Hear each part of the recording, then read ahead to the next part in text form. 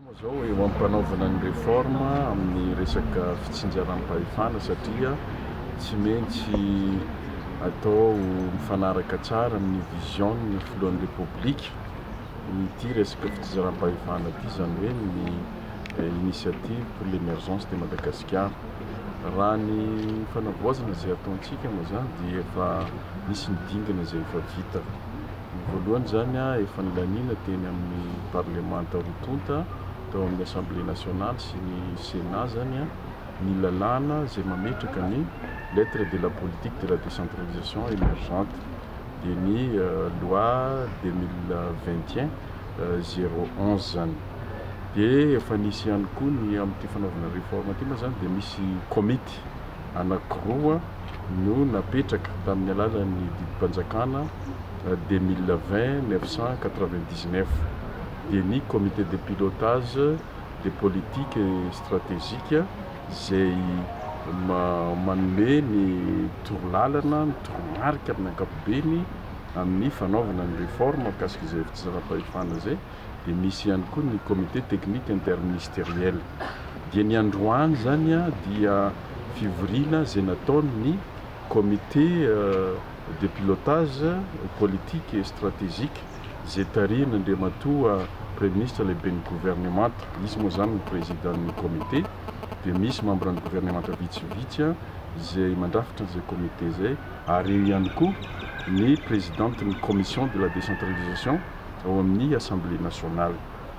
Dia ny fivoriana androany dia ny nanaovana jeritodika ny asa rehetrarehetra izay efa vita, ary indrindrandrindra ihany koa na mbola volana ireo asa izay mbola ho tanterahana satria rehefa nipetraky ny lettre de la politique de la décentralisation émergente iny dia eo ampanaovana ny plan national de décentralisation émergente atsika amin'izao. Dia fanaovana ny draft io dia efa nisy ny consultation natao tany amin'ny faritra sy ny ministère rehetrarehetra. Dia rehefa voangona reny hevitra reny dia nanaovana document de synthèse tao amin'ny comité technique interministériel.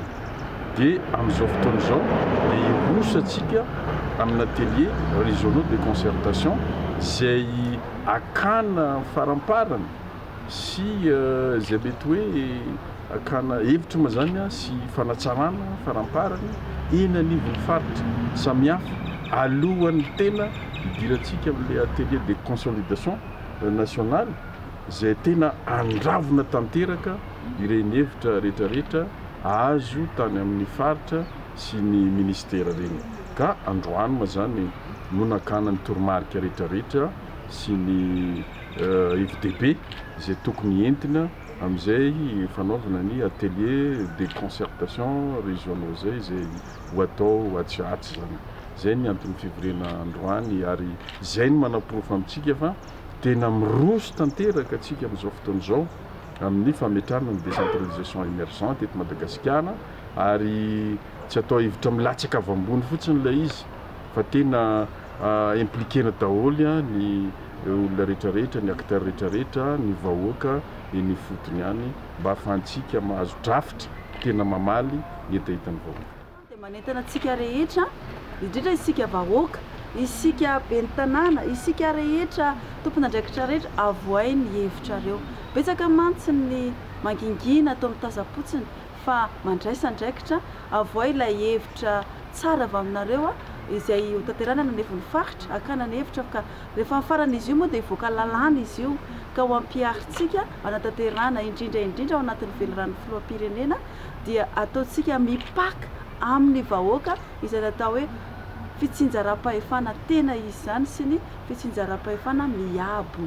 Dia ho tanterahantsika zany dia mandraisa anjara mafitrika tsika.